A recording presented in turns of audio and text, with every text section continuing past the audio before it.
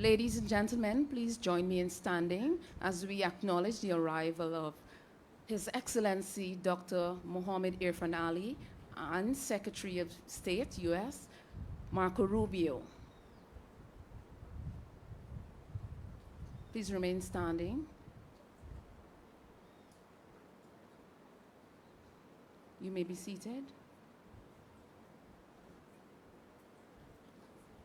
You will be witnessing the signing of an MOU between Guyana and the United States this morning. I now invite the Ministry of Foreign Affairs representative, Mrs. Peggy McLennan, to give an overview. Thank you, Marcia. Your Excellency, Mr. President, members of Cabinet, ladies and gentlemen, today, Minister of Foreign Affairs and International Cooperation, Hugh Hilton Todd, and Secretary of State Marco Rubio are signing a memorandum of understanding between our two countries to deepen security cooperation and address regional challenges, including countering narcotics trafficking and transnational organized crime. Under this mechanism, Guyana and the United States will strengthen information sharing, synthetic drug detection, transnational organized crime investigations and prosecutions, and military-to-military cooperation. Thank you very much. We now have the signing between the two nations.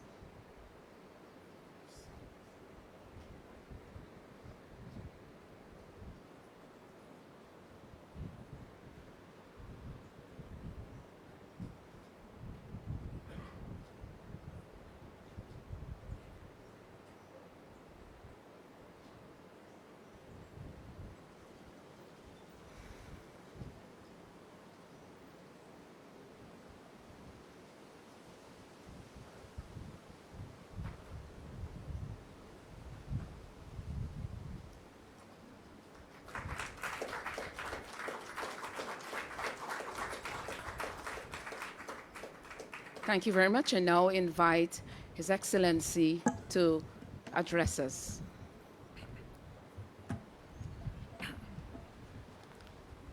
Good afternoon, all. Secretary Rubio, you're no stranger to Guyana. Secretary Rubio has been and continues to be a strong advocate for Guyana's development, democracy, and peace. He has consistently demonstrated his personal commitment to the international rule of law, democracy, and security. Guyana and the United States share a long bond of friendship and partnership. Indeed, the best of partnership are those built on shared values, mutual trust, and a commitment to the rule of law and international order. This is what underpins our bilateral relationship and friendship. The United States is our trusted partner as we continue to build a stable, secure, and democratic society here.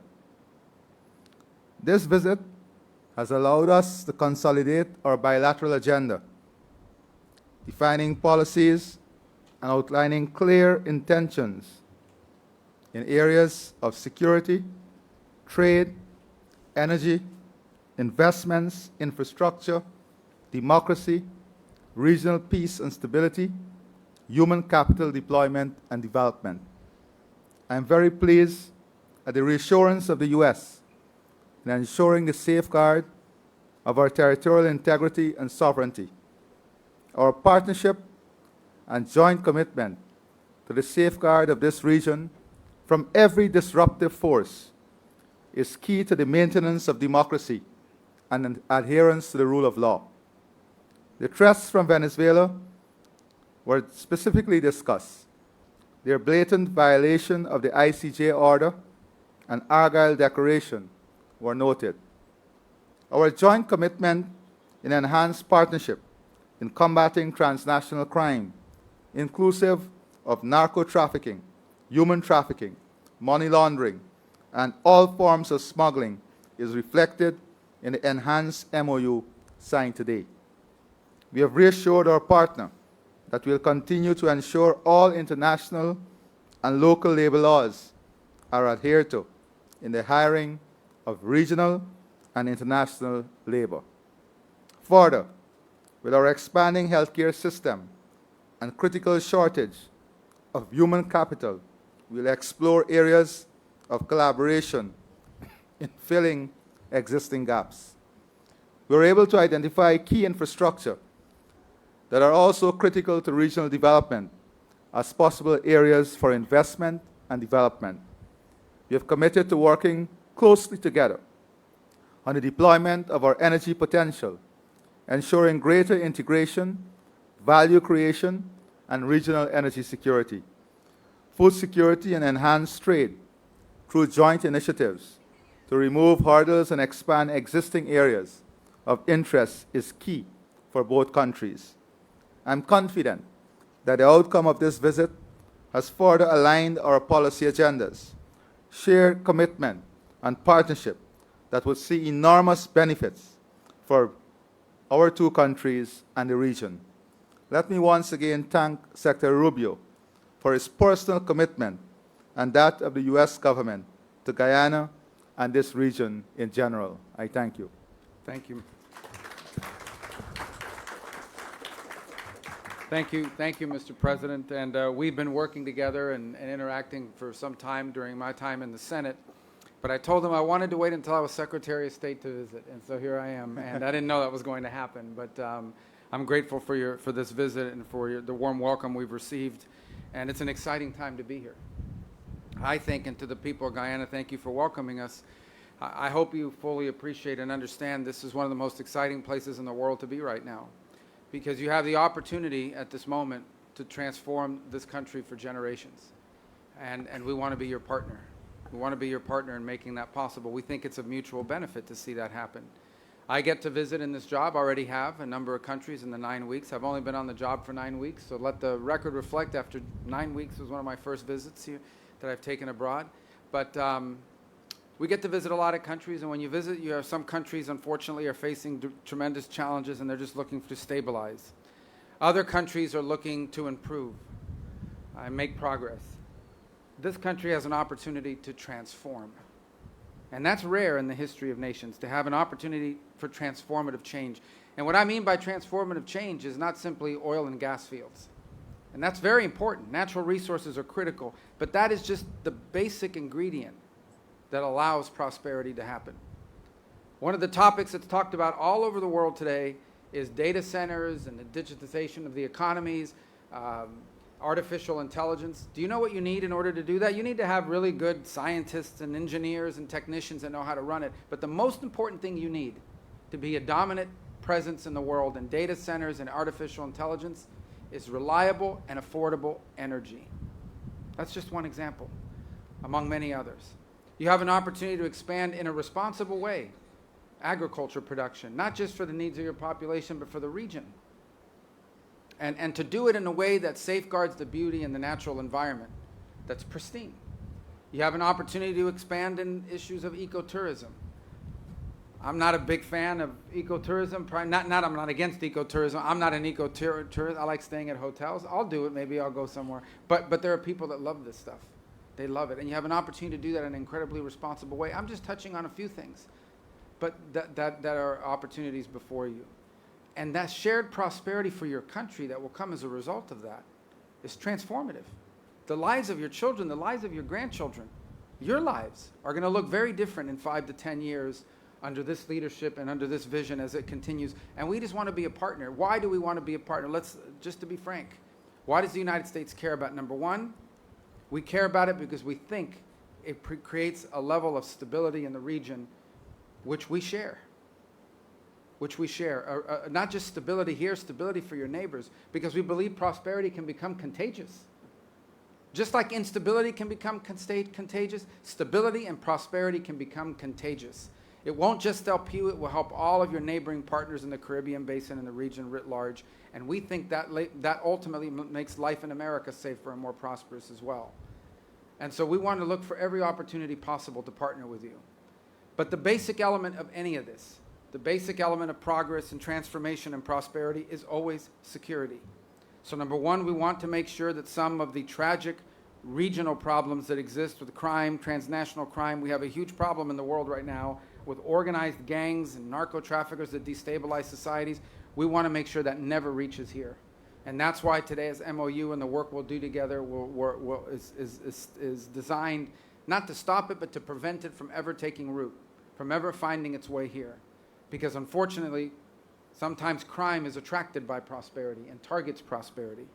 And the other are regional threats. The regional threats based on illegitimate territorial claims by a narco-trafficking regime. And I want to be frank, and I've said this during my time as a senator, and I have full confidence in saying it now as the Secretary of State. There will be consequences for adventurism. There will be consequences for aggressive actions. And that's why our partnership in that regard will be important. That is not what we want to be a feature of our relationship, but it is a necessity of our relationship because you have a very difficult challenge on your hands with a dictator that's making illegitimate territorial claims. And so you have our full commitment and support.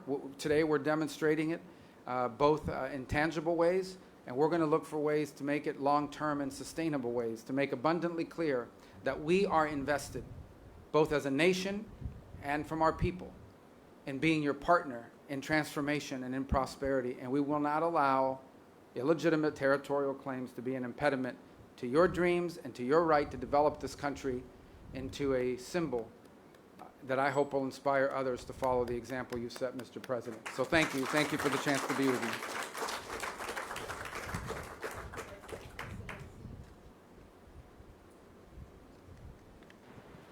Thank you very much, Excellency and Secretary Rubio. Members of the media, in the interest of time, we will accommodate 4 questions. We will feed 2 questions from the local media and 2 from our visiting media. I recognize Stabrook News from the local media as well as Mr. Campbell from the local media. From the visiting media, okay, you represent. Good, great. And all right, we'll start with Marcel from Stabrook News. Hi. Good afternoon. Good afternoon. Marcel Thomas from the Stabrook News. You just spoke of consequences for aggressive actions and that the U.S. is Guyana's partner. Given Venezuela's unprovoked aggression towards Guyana, I want to know if your country would stand by Guyana militarily if Venezuela were to attack this country, and what would be the U.S.'s response should Venezuela attack U.S. oil major ExxonMobil, which is operating in Guyana's waters? It would be a very bad day for the Venezuelan regime if they were to attack Guyana or attack ExxonMobil or anything like it. It would be a very bad day, a very bad week for them, and it would not end well for them. I'm not going to get into details of what we'll do. We're not big on those kinds of threats. I think everybody understands, and I want it to be clear. We've made this clear repeatedly. I think the U.S. Navy today is making it clear and demonstrating our ability to. We have a big Navy, and it can get almost anywhere. It can get anywhere in the world. We have commitments that exist today with Guyana. We want to build on those, expand on those, and we'll leave it for the appropriate time. But suffice it to say that if that regime were to do something such as that, it would be a very bad move. It would be a big mistake for them. We now invite from our visiting media, please remember to identify yourself and the media house you represent. Hi, thank you. Hello, Mr. Hi. Secretary. Hello, Mr. President. Thank you for taking questions from us. We appreciate it. Humayra Pamuk from Reuters. Mr. Secretary, a Turkish student in Boston was detained and handcuffed on the street by plainclothes agents. A year ago, she wrote an opinion piece about the Gaza war. Could you help us understand what the specific action she took led to her visa being revoked? Yeah, And what was your State Department's role in that process? We revoked her visa. It's an F1 visa, I believe. We revoked it, and here's why. And I'll say it again. I said it everywhere. Let me be abundantly clear, okay? If you go apply for a visa right now, anywhere in the world, let me just send this message out. If you apply for a visa to enter the United States and be a student, and you tell us that the reason why you're coming to the United States is not just because you want to write op-eds, but because you want to participate in movements that are involved in doing things like vandalizing universities, harassing students, taking over buildings, creating a ruckus, we're not going to give you a visa. If you lie to us and get a visa and then enter the United States and with that visa participate in that sort of activity, we're going to take away your visa. And once you've lost your visa, you're no longer legally in the United States, and we have a right, like every country in the world has a right, to remove you from our country. So it's just that simple. I think it's crazy. I think it's stupid for any country in the world to welcome people into their country that are going to go to your universities as visitors. They're visitors. And say, I'm going to your universities to start a riot. I'm going to your universities to take over a library and harass people. I don't care what movement you're involved in. Why would any country in the world allow people to come and disrupt? Now, we gave you a visa to come and study and get a degree, not to become a social activist that tears up our university campuses. And if we've given you a visa and then you decide to do that, we're going to take it away. I encourage every country to do that, by the way, because I think it's crazy to invite students into your country that are coming onto your campus and destabilizing it. We're just not going to have it. So we'll revoke your visa, and once your visa is revoked, you're illegally in the country and you have to leave. Every country in the world has a right to decide who comes in as a visitor and who doesn't. If you invite me into your home because you say, I want to come to your house for dinner, and I go to your house and I start putting mud on your couch and spray painting your kitchen, I bet you're going to kick me out. Well, we're going to do the same thing if you come into the United States as a visitor and create a ruckus for us. We don't want it. We don't want it in our country. Go back and do it in your country. But you're not going to do it in our country. Sure. Just tell me your follow-up, and I'll tell everyone. Depending no on your follow-up question, this time, I'll, sir. I'll answer it or not. All right, I now invite our Guyanese She had- representative. Can I get her follow-up real quick? Go ahead. Could you confirm, there's no reporting that 300 visas, State Department has revoked 300. Maybe Thank you. more. It might be more than 300 at this point. We do it every day. Every time I find one of these lunatics, I take away their visa. You're saying it could be more than 300 Sure, visas? I hope. revoked. At some point, I hope we run out because we've gotten rid of all of them. But we're looking every day for these lunatics that are tearing things up. And by the way, we want to get rid of gang members too. So Venezuela sent us a bunch of gang members. I'm sure you've heard of Tren de Aragua, Mr. President. Terrible gang, vicious gang. They flooded in there. Yesterday, just so everybody knows, yesterday, one of these gang members who was involved in New York City and attacking a police officer was deported back to Venezuela because they're now taking flights again, because of some strong measures we've taken. And this guy lands. This guy's a guy that attacked a police officer in New York City and laughed about it in court with a smirk on his face. When he gets off the plane in Venezuela, he's welcomed by this character named Diosdado Cabello. I don't know if you've heard of this guy. Yes. And he welcomes and hugging the guy. So does anybody have any doubt that these people are pushing these people into the United States to destabilize us in the region? Yeah, we're looking for people like this, and we want to get them out of the United States. Absolutely. Thank you. We'll now feed a question from Guyana. Thank you. Kurt Campbell, Newsroom. President Ali, you've already spoken about how President Trump's tariff plans for China ships could affect regional trade. I just wanted to know if in your trade talks today, if that issue was specifically discussed Yes. for Secretary of State Rubio. Yeah, I can tell you. Oh, you were What asking him. I'm sorry. It's for both of you. What assurances can you give Guyana and this hemisphere in terms of stemming indirect consequences? Yes, well, look, the goal the president has in doing so is we need to have an ability to build ships in this world that don't just come from China. Okay, I think it's just dangerous to have one country in the world building all the ships. I assure you that, and we don't want a war, but I mean, they're not going to build ships for us if we get in trouble, right? So we need to have alternatives to Chinese shipping. We're trying to create a market and a demand for alternatives to Chinese shipping construction. And I'm the first one to admit that the United States made a terrible mistake when we deindustrialized and we allowed all these industries to leave our country and go to other places. Now we're paying the consequences, but we have to fix it.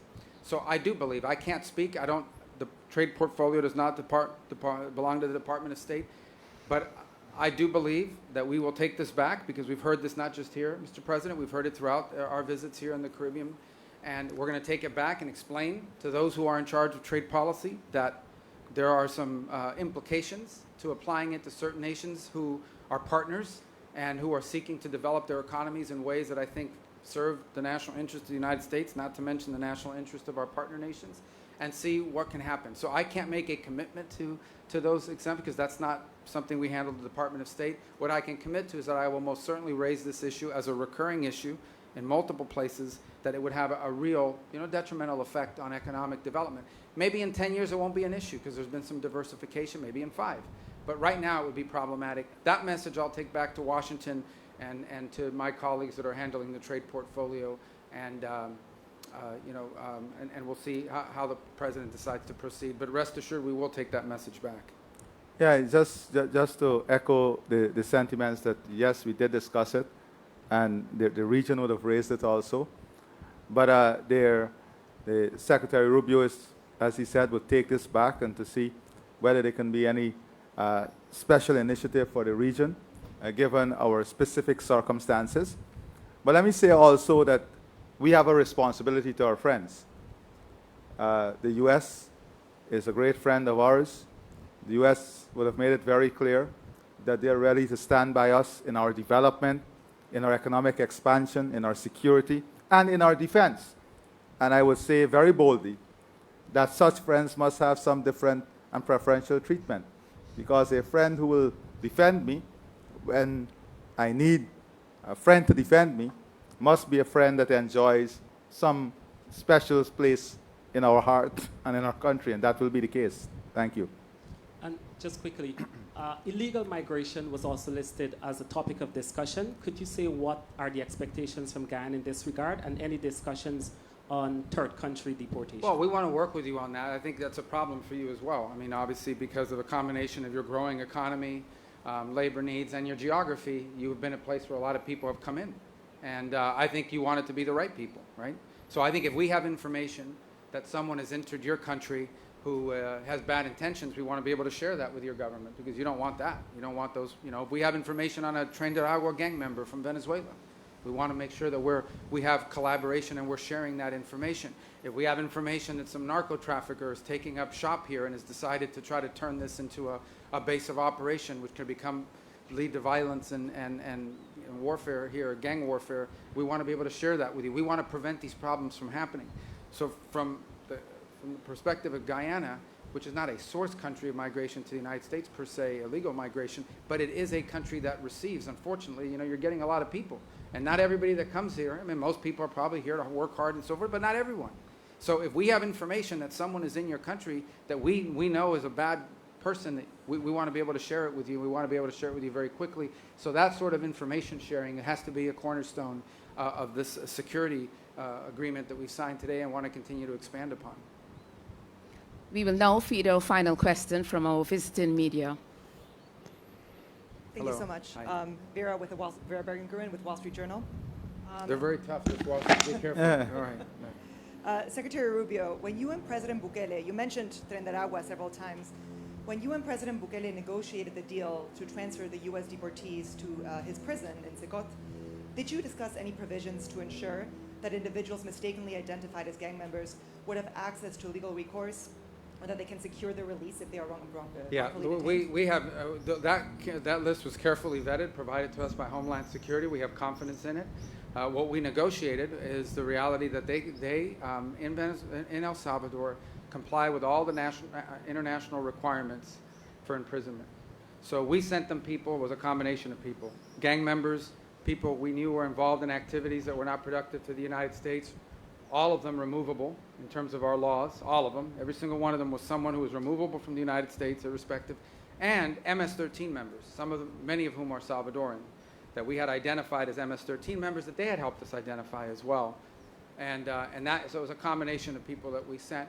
And, we may send more. We'll see. I mean, it's up to their willingness to accept, but we're grateful to them for the opportunity to do that. And remember, one of the reasons why we had to send some of those people there is because at the time, Venezuela wasn't taking their people back. The Maduro regime, I say Venezuela, but it's not the Maduro regime, was not taking their people back. They refused to take people back. Their own people. They have an obligation. If you are a country and someone is illegally in another country, you have an obligation to take those people back, whether they're criminals or not. Venezuela said they wouldn't take them back. So we had to find a place to send them, especially the ones that had records, or ones that we had strong suspicions and evidence that were involved in illicit activity.